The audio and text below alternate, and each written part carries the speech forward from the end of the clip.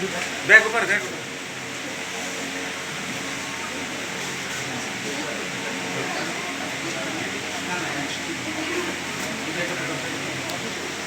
নেন্দিগত পত্রিকার মোড় উন্মোচন সেই শুভক্ষণ আমরা সবাই আর একবার প্রাণবন্ত হাততালি দেব।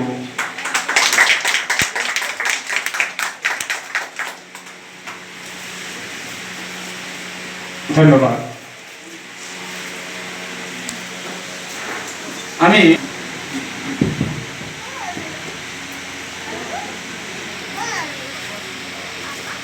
আমার পরমাত্মীয়রা পত্রিকায় আপনাদের সকলকে সমস্ত সাহিত্যিকগণ আমার কৃতজ্ঞতা পূর্ণ নমস্কার জানাই।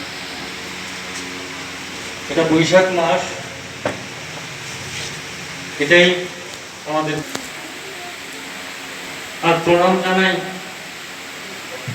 আমার অগ্রজ প্রতিম দাদা ফণিদায়।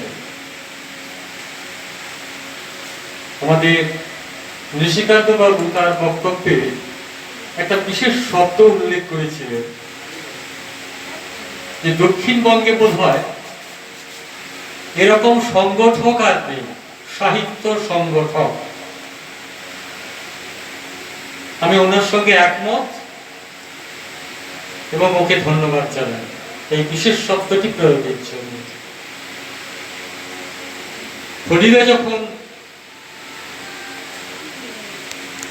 ফরিদার সঙ্গে যখন আমার প্রথম পরিচয় ঘটে, তারপরের থেকেই রামগঙ্গায় পাথর প্রতিমায় আমি সাহিত্য সম্মেলনটা শুরু করি। ওর আগ্রহী। দুর্ভাগ্যের বিষয়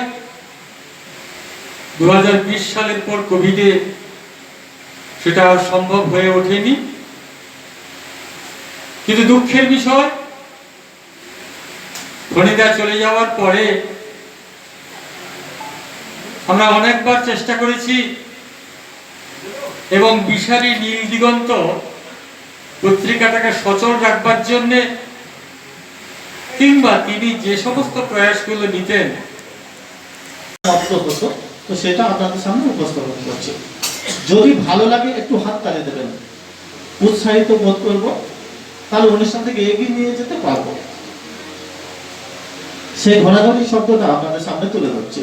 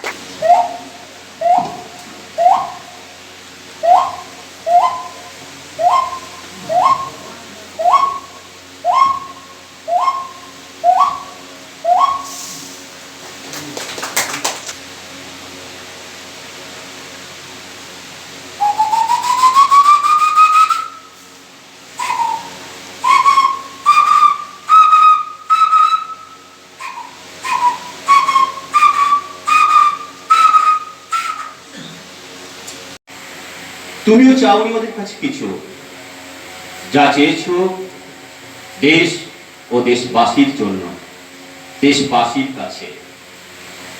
তোমার মতন ওরা কেউ বারবার দুর্গম পথ পাড়ি দিয়ে যায়নি ভিন দেশে, গঠন করেনি কোনো সশস্ত্র বাহিনী, নেতৃত্ব দিয়ে কাঁপন ধরাতে পারেনি অত্যাচারী ইংরেজদের বুকে। তোমার মতো তোমার বিপ্লবের পথ প্রশস্ত করতে নিজের বুদে অফিসার স্বামীকে হত্যা করতে পিছপা হয়নি বধূ। অকথ্য অমানবিক অত্যাচারেও জানাইনি তোমার গোপন মিশনের কথা। বিনিময়ে তুমি দিয়েছ স্বাধীনতা। তুমিই বলেছিলে আমাকে রক্ত দাও, আমি তোমাদের স্বাধীনতা দেব। তুমি কথা রেখেছ। ওরা কিন্তু আজও রাখেনি স্বাধীনতার এতগুলো বছর পরেও। তাই তুমি ওদের কাছে লাঞ্ছিত, বঞ্চিত, অবহেলিত। তোমাকে ওরা চায়নি কখনো। পাশে ওদের আশা আকাঙ্ক্ষায় বাধার সৃষ্টি হয়, তোমাকে নিয়েই যে অত্যাচারী ইংরেজদের ন্যায় ওদের বুকে জন্মেছিল শত শত ভয়। তাই তুমি না মরেও ওদের কাছে মৃত মৃত পালিত হয়। আর তুমি যে চির অমর। নমস্কার। প্রাত্যহিকীকে সমৃদ্ধ করছে প্রায়। আমরা গর্বিত, রেডিওয়ে আমরা যার কলম শুনে থাকি। সম্পাদক অভিনন্দন মাইতি।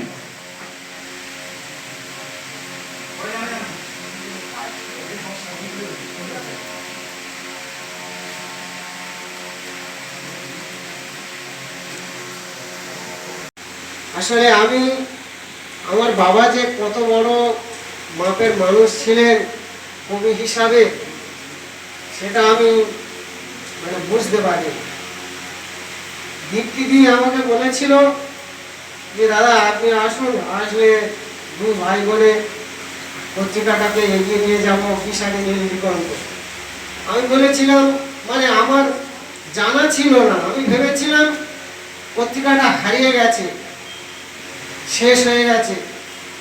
কারণ আদম শফি মণ্ডল আমার বাবার আগে, বাবার সমসাময়িক ছিলেন ঠিকই, কিন্তু আমি শুনেছিলাম আদমবাবু যে পত্রিকা, মানে পত্রিকা বলা ভুল হবে, আদমবাবু যে বইগুলো লিখেছিলেন সে বইগুলো ওনার ছেলেরা মানে দেখেননি, সেগুলো সম্ভবত নষ্ট হয়ে গেছে। আমি ভেবেছি আমার বাবার বইগুলো ওই রকম নষ্ট হয়ে গেছে। তবে বাবার মধ্যে এইটুকুটা লক্ষ্য করেছিলাম, নিজে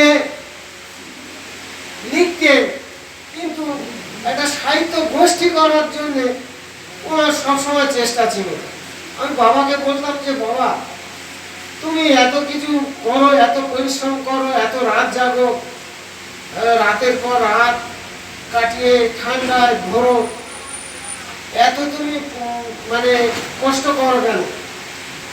কে লিখলো না লিখলো অত কিছু যায় আসে না। মুখ পড়েছিল তবে সোনা মাখা রোদ লেগেছিল তার গায়ে, বাতাসের গায়ে রোদুল্যমান গতি থামিয়ে আমার জড়িয়ে ধরেছে পায়ে।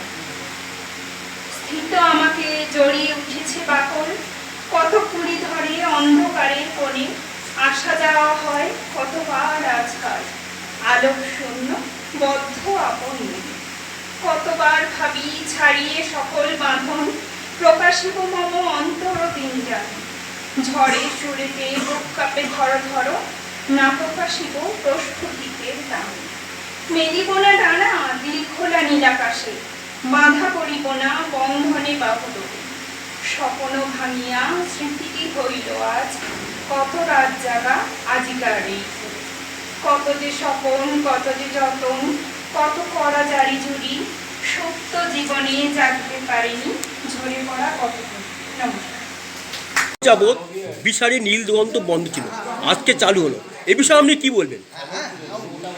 অনেক দিন ধরে এই বিশালী নীল দিগন্ত 25 বছর ধরে ফণীভূষণ হালদার মহাশয় চালাচ্ছিলেন। সেই পত্রিকাটা উনি মারা যেতে পুরোপুরি বন্ধ হয়ে গেল। তারপরে অনেকবার আমরা বসাবসি করেছি, কেউ আগে এলো না, বাধ্য হয়ে আমাকে এই ভারটা নিতে হলো। আর এই ভার নিতে গিয়ে আমার অনেক সমস্যায় পড়েছি, অনেকের কাছ থেকে সাড়া পাচ্ছি না। তবু আমি যতটা আমার ক্ষমতা দিয়ে আমি এটা চালিয়ে যাব। উপবিষ্ট হবেন সেই আশা করছি। বলুন। যতটা পারবো এই পত্রিকার সঙ্গে চালিয়ে যাওয়ার জন্যে এবং সবাইকে সঙ্গে নিয়ে চালিয়ে যাওয়ার জন্যে আমি চেষ্টা করব প্রাণপণে। আর আশা করি আজকের হয়তো 40 জন এসেছে, পরের বছর হয়তো দেখবো 80 জন এসেছে। মানুষের সাড়া কেমন পাচ্ছে?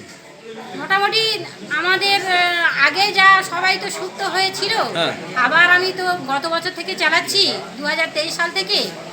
আর আবার আমি জানবো যে মানুষের আবার সাড়া পাবো, ভালোভাবে মানুষ আসবে, সহযোগিতা করবে। এই যে পত্রিকার যে খরচ হয়েছে, এ বিষয়ে আপনারা কতটা তৎপর্যের মধ্যে কাজ করেছেন? আমরা তো 1 বছরের মধ্যে পত্রিকাটা যখন দায়িত্ব নিলাম তখন আমি প্রায় মানে দিশাহারা হয়ে পড়েছিলাম যে কীভাবে আমি পত্রিকাটা একা চালাবো। তারপরে যখন আমার ছেলে এলো, আমার স্বামী আমার পাশে এলো, তখন ওরাই বললো যে আচ্ছা তুমি যখন এই পত্রিকাটার সঙ্গে যুক্ত আছো, চালাবে বলছো, আমরা তোমাকে সাহায্য করছি, পত্রিকাটা নিয়ে তুমি এগিয়ে যাও। তা ওদের সহযোগিতায় আমি এই পত্রিকাটা চালাচ্ছি। তার সঙ্গে আরও অনেকে আছে, দেবীশঙ্কর মিদ্যা আছে, নিশিকান্ত সামন্ত আছে, তারাপদ দাস, অর্ঘ্য চট্টোপাধ্যায়, আরও অনেকে আছে, মুজিবুর রহমান, এইরকম করে আরও অনেকে আছেন যারা আমার পাশে এসে দাঁড়িয়েছে। মাস্টারমশাইয়ের ছেলে গৌতম হালদার, উনি সহ সম্পাদক হয়েছেন এবছর থেকে। উনি পুরোপুরি আমার সহযোগিতা করার আশ্বাস দিয়েছেন। আর আশা করি আরও অনেককে আমি সঙ্গে পাবো, যেমন তপন দাস। আপনার নাম ও পরিচয়? আমার নাম দীপ্তি বণিক, পরিচয়? দিঘিরপাড়, রায়দিঘি থানা, আর দিঘিরপাড় হরিতকিতলা, এই আমার বাড়ি। বিশারি নীল দিগন্তের আপনি কে? বিশারি নীল দিগন্তের সম্পাদিকা আমি, হ্যাঁ। আর সহ সম্পাদক হচ্ছে গৌতম হালদার। Thank you. বাবার সঙ্গে তো থাকতাম অল্প বিস্তর, তবে অ্যাক্টিভ ছিলাম না। এখন মনে হচ্ছে যে বাবা চলে যাওয়ার পর এই পত্রিকাটা ধন্যবাদ। সমৃদ্ধ করতে হবে। অনেক শব্দ আসছে, একটু গান করতে অসুবিধা হচ্ছে, বুঝতে পারছি। আছি তো এখন যেহেতু সময় ছিল তো একটু সমস্যা ঘটবে। আবার সঙ্গে আমরা সঙ্গীত শুনবো। আমাদের মধ্যে উপস্থিত আছেন বিদ্যুৎ কুমার মহাশয়। এখন যে পত্রিকা চালু হয়েছে, মানুষের কেমন সাড়া পাচ্ছেন? দেখতে পাচ্ছি তো পত্রিকাটা বেশ উন্নতি ঘটছে।